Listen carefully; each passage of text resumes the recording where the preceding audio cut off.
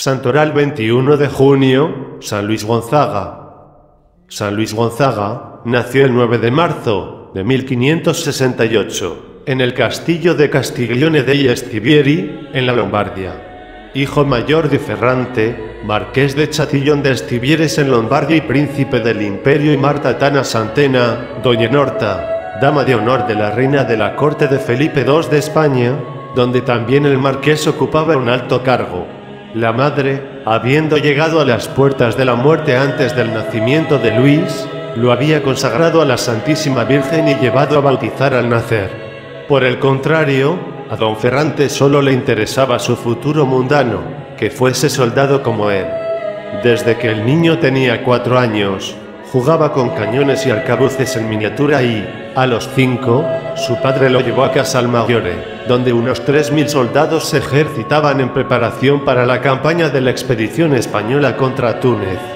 Durante su permanencia en aquellos cuarteles, que se prolongó durante varios meses, el pequeño Luis se divertía en grande al encabezar los desfiles y en marchar al frente del pelotón con una pica al hombro. En cierta ocasión, mientras las tropas descansaban, se las arregló para cargar una pieza de la artillería, sin que nadie lo advirtiera, y dispararla, con la consiguiente alarma en el campamento. Rodeado por los soldados, aprendió la importancia de ser valiente y del sacrificio por grandes ideales, pero también adquirió el rudo vocabulario de las tropas.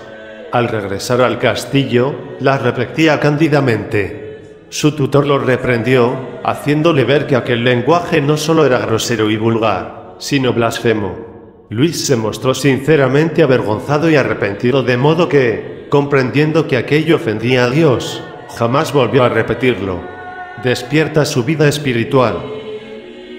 Apenas contaba 7 años de edad cuando experimentó lo que podría describirse mejor como un despertar espiritual. Siempre había dicho sus oraciones matinales y vespertinas, pero desde entonces y por iniciativa propia, recitó a diario el oficio de Nuestra Señora, los 7 salmos penitenciales y otras devociones, siempre de rodillas y sin cojincillo. Su propia entrega a Dios en su infancia fue tan completa que, según su director espiritual, San Roberto Bellarmino, y 3 de sus confesores, nunca, en toda su vida, cometió un pecado mortal.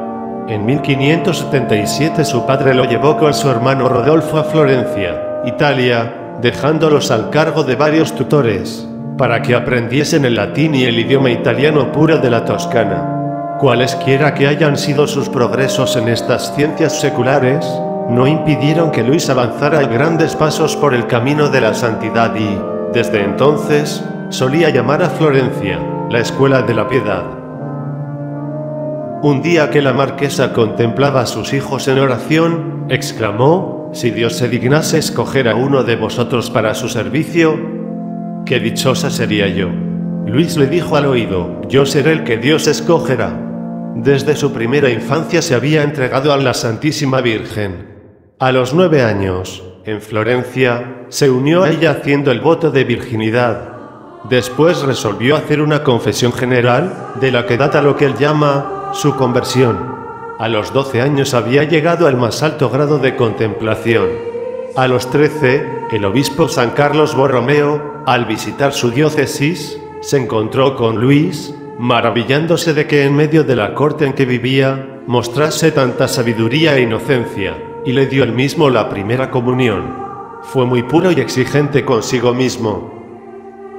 Obligado por su rango a presentarse con frecuencia en la corte del Gran Ducado, se encontró mezclado con aquellos que, según la descripción de un historiador, formaban una sociedad para el fraude, el vicio, el crimen, el veneno y la lujuria en su peor especie. Pero para un alma tan piadosa como la de Luis, el único resultado de aquellos ejemplos funestos fue el de acrecentar su celo por la virtud y la castidad.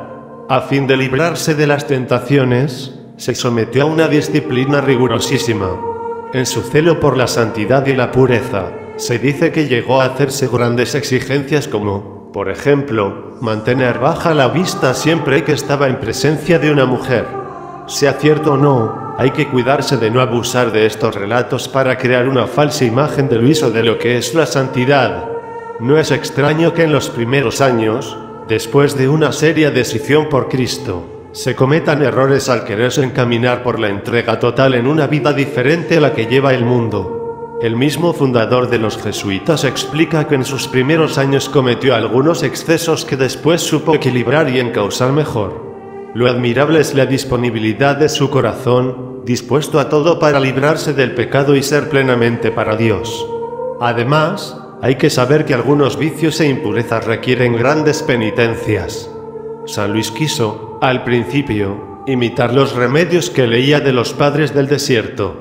Algunos hagiógrafos nos pintan una vida del santo algo delicada que no corresponde a la realidad.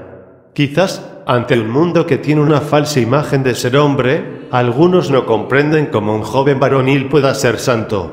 La realidad es que se es verdaderamente hombre a la medida que se es santo. Sin duda a Luis le atraían las aventuras militares de las tropas entre las que vivió sus primeros años y la gloria que se le ofrecía en su familia, pero de muy joven comprendió que había un ideal más grande y que requería más valor y virtud. San Luis Gonzaga, iglesia de Manresa, España. Fue en Montserrat donde se decidió la vocación de Luis. Hacía poco más de 2 años que los jóvenes Gonzaga vivían en Florencia, cuando su padre los trasladó con su madre a la corte del duque de Mantua, quien acababa de nombrar a Ferrante gobernador de Montserrat. Esto ocurría en el mes de noviembre de 1579, cuando Luis tenía 11 años y 8 meses. En el viaje Luis estuvo a punto de morir ahogado al pasar el río Tesín, crecido por las lluvias. La carroza se hizo pedazos y fue a la deriva. Providencialmente, un tronco detuvo a los náufragos. Un campesino que pasaba vio el peligro en que se hallaban y les salvó. Una dolorosa enfermedad renal que le atacó por aquel entonces, le sirvió de pretexto para suspender sus apariciones en público y dedicar todo su tiempo a la plegaria y la lectura de la colección de Vidas de los Santos, por Surius. Pasó la enfermedad, pero su salud quedó quebrantada por trastornos digestivos tan frecuentes que durante el resto de su vida tuvo dificultades en asimilar los diarios alimentos. Otros libros que leyó en aquel período de reclusión son Las Cartas de Indias, sobre las experiencias de los misioneros jesuitas en aquel país. Le suscitó la idea de ingresar en la Compañía de Jesús a fin de trabajar por la conversión de los herejes y compendio de la doctrina espiritual de Fray Luis de Granada. Como primer paso en su futuro camino de misionero, aprovechó las vacaciones veraniegas que pasaba en su casa de Castiglione para enseñar el catecismo a los niños pobres del lugar. En Casale Monferrato, donde pasaba el invierno, se refugiaba durante horas enteras en las iglesias de los capuchinos y los barnabitas. En privado comenzó a practicar las mortificaciones de un monje, ayunaba 3 días a la semana pan y agua, se azotaba con el látigo de su perro, se levantaba a mitad de la noche para rezar de rodillas sobre las losas desnudas de una habitación en la que no permitía que se encendiese fuego, por riguroso que fuera el tiempo. Fue inútil que su padre le combatiese en estos deseos. En la misma corte, Luis vivía como un religioso, sometiéndose a grandes penitencias. A pesar de que ya había recibido sus investiduras de manos del emperador, mantenía la firme intención de renunciar a sus derechos de sucesión sobre el marquesado de Castiglione en favor de su hermano. Madrid, en 1581, se dio a Ferrante la comisión de escoltar a la emperatriz María de Austria en su viaje de Bohemia a España. La familia acompañó a Ferrante y, al llegar a España, Luis y su hermano Rodolfo fueron designados pajes de don Diego, príncipe de Asturias. A pesar de que Luis, obligado por sus deberes, atendía al joven infante y participaba en sus estudios, nunca omitió o disminuyó sus devociones. Cumplía estrictamente con la hora diaria de meditación que se había prescrito, no obstante que para llegar a concentrarse necesitaba a veces varias horas de preparación. Su seriedad, espiritualidad y circunspección, extrañas en un adolescente de su edad, fueron motivo para que algunos de los cortesanos comentaran que el joven marqués de Castiglione no parecía estar hecho de carne y hueso como los demás. Resuelto a unirse a la Compañía de Jesús, el día de la Asunción del año 1583, en el momento de recibir la Sagrada Comunión en la iglesia de los Padres Jesuitas de Madrid, oyó claramente una voz que le decía: Luis, ingresa en la Compañía de Jesús. Primero, comunicó sus proyectos a su madre, quien los aprobó enseguida, pero en cuanto ésta los participó a su esposo, este montó en cólera a tal extremo, que amenazó con ordenar que azotaran a su hijo hasta que recuperase el sentido común. A la desilusión de haber frustrado sus sueños sobre la carrera militar de Luis, se agregaba en la mente de Ferrante la sospecha de que la decisión de su hijo era parte de un plan urdido por los cortesanos para obligarle a retirarse del juego en el que había perdido grandes cantidades de dinero. De todas maneras, Ferrante persistía en su negativa hasta que, por mediación de algunos de sus amigos, accedió de mala gana a dar consentimiento provisional.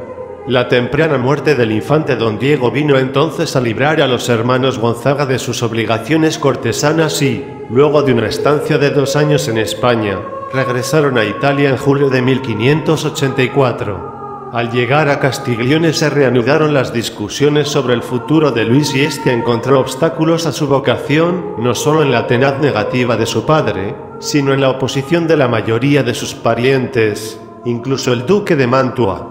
Acudieron a parlamentar eminentes personajes eclesiásticos y laicos que recurrieron a las promesas y las amenazas a fin de disuadir al muchacho, pero no lo consiguieron. Ferrante hizo los preparativos para enviarle a visitar todas las cortes del norte de Italia y, terminada esta gira, encomendó a Luis una serie de tareas importantes, con la esperanza de despertar en él nuevas ambiciones que le hicieran olvidar sus propósitos. Pero no hubo nada que pudiese doblegar la voluntad de Luis. Luego de haber dado y retirado su consentimiento muchas veces, Ferrante capituló por fin, al recibir el consentimiento imperial para la transferencia de los derechos de sucesión a Rodolfo y escribió al padre Claudio Acquaviva, general de los jesuitas, diciéndole: «Os envío lo que más amo en el mundo, un hijo en el cual toda la familia tenía puestas sus esperanzas». El noviciado. Inmediatamente después, Luis partió hacia Roma y, el 25 de noviembre de 1585, ingresó al noviciado en la casa de la Compañía de Jesús, en Sant'Andrea. Acababa de cumplir los 18 años. Al tomar posesión de su pequeña celda, exclamó espontáneamente: «Este es mi descanso para siempre, aquí habitaré, pues así lo he deseado». Sus austeridades, sus ayunos, sus vigilias habían arruinado ya su salud hasta el extremo de que había estado a punto de perder la vida. Sus maestros habían de vigilarlo estrechamente para impedir que se excediera en las mortificaciones. Al principio, el joven tuvo que sufrir otra prueba cruel. Las alegrías espirituales que el amor de Dios y las bellezas de la religión le habían proporcionado desde su más tierna infancia, desaparecieron. 6 semanas después murió don Ferrante. Desde el momento en que su hijo Luis abandonó el hogar para ingresar en la Compañía de Jesús, había transformado completamente su manera de vivir. El sacrificio de Luis había sido un rayo de luz para el anciano. No hay mucho más que decir sobre San Luis durante los 2 años siguientes, fuera de que, en todo momento, dio pruebas de ser un novicio modelo.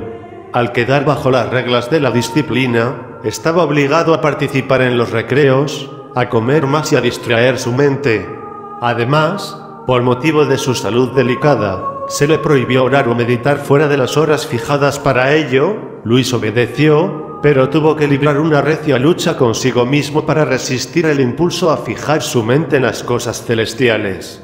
Por consideración a su precaria salud, fue trasladado de Milán para que completase en Roma sus estudios teológicos. Solo Dios sabe de qué artificio se valió para que le permitieran ocupar un cubículo estrecho y oscuro, debajo de la escalera y con una claraboya en el techo, sin otros muebles que un camastro, una silla y un estante para los libros. Luis suplicaba que se le permitiera trabajar en la cocina, lavar los platos y ocuparse en las tareas más serviles. Cierto día, hallándose en Milán, en el curso de sus plegarias matutinas, le fue revelado que no le quedaba mucho tiempo por vivir.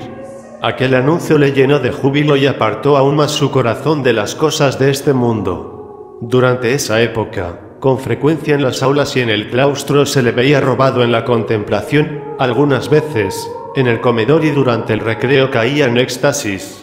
Los atributos de Dios eran los temas de meditación favoritos del santo y, al considerarlos, parecía impotente para dominar la alegría desbordante que le embargaba. Una epidemia, en 1591, atacó con violencia a la población de Roma, una epidemia de fiebre. Los jesuitas, por su cuenta, abrieron un hospital en el que todos los miembros de la orden, desde el padre general hasta los hermanos legos, prestaban servicios personales. Luis iba de puerta en puerta con un zurrón, mendigando víveres para los enfermos.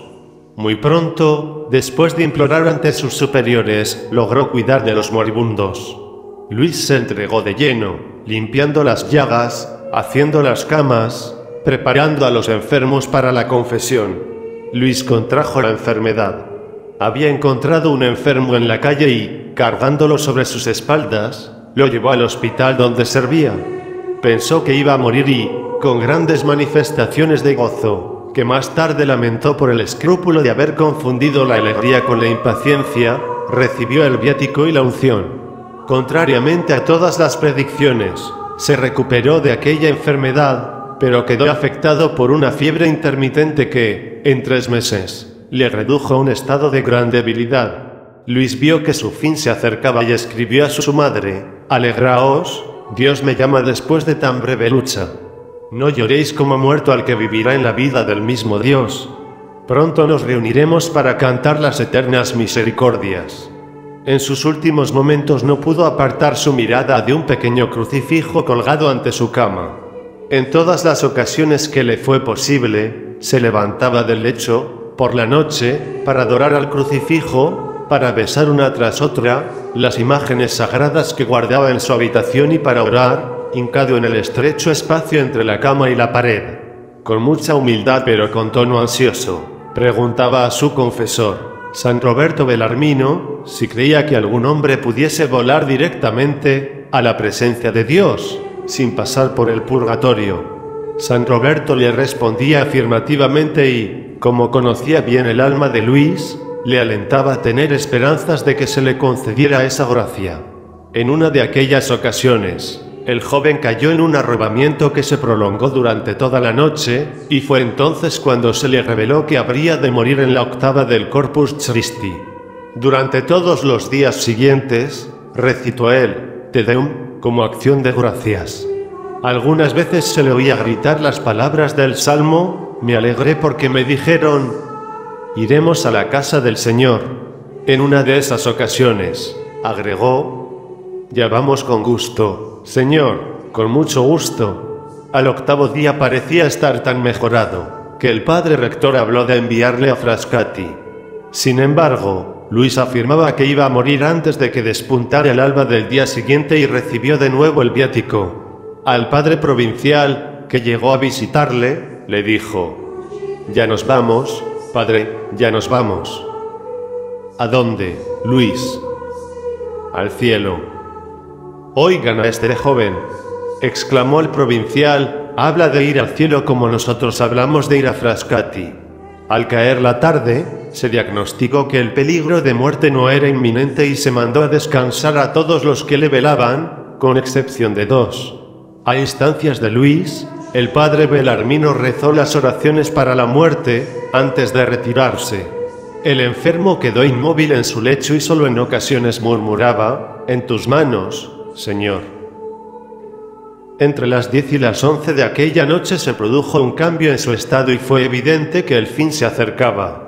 Con los ojos clavados en el crucifijo y el nombre de Jesús en sus labios, expiró alrededor de la medianoche, entre el 20 y el 21 de junio de 1591, al llegar a la edad de 23 años y 8 meses. Los restos de San Luis Gonzaga se conservan actualmente bajo el altar de Lancellotti en la iglesia de San Ignacio, en Roma. Fue canonizado en 1726. El Papa Benedicto XIII lo nombró protector de estudiantes jóvenes. El Papa Pío XI lo proclamó patrón de la juventud cristiana. Bienvenido a mi canal Palabra Tuve, un canal católico a tu alcance. Suscríbete y comparte la palabra.